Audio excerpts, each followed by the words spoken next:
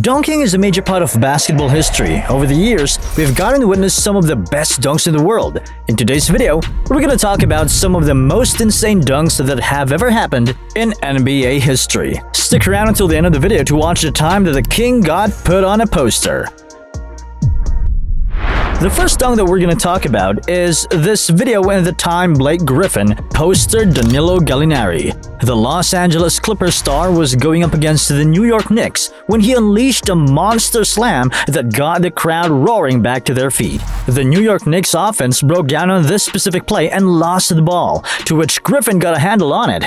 It looked like Gallinari was going to cut, or at the very least, deter Griffin away from an easy basket on this fast break. However, he didn't account for what came next. Blake hit Danilo with a beautiful spin move in the paint before flying over his head on the other end of it and jamming it down. It's rare for a big guy like Blake to hit a move so graceful, yet display his brute strength in just a matter of seconds. If you thought that play happened fast, then this one may shock you. Tracy McGrady put the entire world on notice when he decided that he wanted to battle Shawn Bradley at the rim. Now, one thing about Shawn Bradley, the man is a 7'6" behemoth at the rim, a guy that was already ridiculously difficult to score on in the league. T-Mac didn't care about the reputation and found the perfect opportunity to just let him have it in the paint. He drove baseline with the pure intention of throwing down a monster dunk and launched over Bradley, who attempted to try and block the shot. Bradley got caught flat-footed during his block attempt, which allowed McGrady to soar over him and throw it down hard to get the Houston Rockets game started off right. As legendary as the dunk was, it wasn't nearly as disrespectful as what Shawn Kemp was able to do to poor Alton Lister. This play came back in the 1992 NBA playoffs with a ton of people tuning into the game between the Seattle Supersonics and the Golden State Warriors. Kemp caught a pass right at the top of the key and wasted no time to burst towards the rim. Unfortunately, Lister was able to shift into position to try and stop the dunk from happening. Though Kemp was one of the strongest players on the floor and already had the momentum needed to fly right through Lister. As Alton tried to defend the rim, Kemp threw it down with such force that it threw Lister onto the ground beneath the rim. If that wasn't crazy enough, Shawn landed, looked straight down at Lister, and pointed at him with two hands before running back on defense. That's just cold, Kemp. It wasn't as cold as this next dunk, involving Allen Iverson. Yes, that Allen Iverson. It might sound weird to hear that Iverson is involved in a video specifically about dunking, considering his height. But he was able to do just that, and against one of the most feared and devastating shot blockers in the league at that time, Marcus Camby. Iverson's teammate, Eric Snow, attempted a shot and Al drove himself to the rim just in case the shot didn't fall. It bounced off the backboard and Iverson saw his time to shine.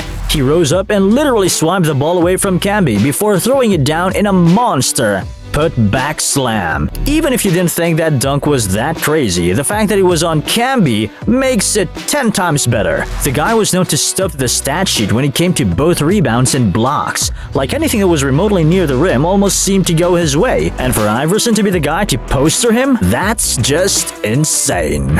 Speaking of insane, that's exactly the word everybody used to describe the great Vince Carter during the prime years of his career. Carter was on the New Jersey Nets at this time, but dunking the ball already looked like a strength of his. He was so athletic that he made you think twice about defending the rim when he had a full head of steam. However, apparently Alonzo Mourning didn't get that memo. Carter saw an offensive play breakdown and he wound up having the ball roll his way. As he picked it up, a defender came to swipe it and he simply threw a behind-the-back dribble move to get past him and build some momentum towards the basket. Mourning chose right there and then that he was gonna shut this scoring attempt down at the rim. Instead of doing that, Carter just rose up despite the 7-footer standing in front of him and threw it down after cradling the ball all the way backwards beforehand. It's one of those dunks that made the defender rethink their choices leading up to that point. The Boston Celtics were taking on the Miami Heat during an NBA special. Now, this play started after Terry made a pretty great defensive play later in the second quarter. Terry poked the ball up in the air and stole it for the Celtics and started to try to dribble up the court. As this happened, the poor guy was just swarmed by multiple Heat members. One guy poked the ball away, picking it up and passing to another Heat player. Terry chased the ball to both of these players before Miami passed it over his head once again. making him chase the ball like a fourth grader in a high school game. As the third Heat player touched the ball, he instantly flipped it up to LeBron James for an alley-oop. Probably the most perfect setup that you'll ever see in a basketball game, because Terry was set right under the rim in perfect position to get dunked on while James just got up to the painted area. Then, as you could probably expect, Terry jumped to try and block it and got dunked on so hard that he flew onto his back hard while the Heat celebrated. It really doesn't get any worse than this for Terry and the Celtics. But dang, was this one of the most insane dunk sequences that we'll ever see. This dunk sequence between DeAndre Jordan and the Los Angeles Clippers does end up coming pretty close to that mark though. To set the stage for this play, we have the Clippers just blowing the doors off the Detroit Pistons late in the first half of the game. In total, they found themselves with a strong 19-point lead. They weren't satisfied just yet though, as Chris Paul lobbed up a softball towards the rim in the direction of a cutting DeAndre Jordan. He caught it at the exact time that Brandon Knight jumped to try and steal it out of the air. Then, disaster happened for the Pistons. Jordan used his large frame to throw down a monster slam on Knight, knocking him all the way onto the ground before stepping over him to celebrate with the fans. It was one of the best dunks that saw the crowd just light up when it instantly happened.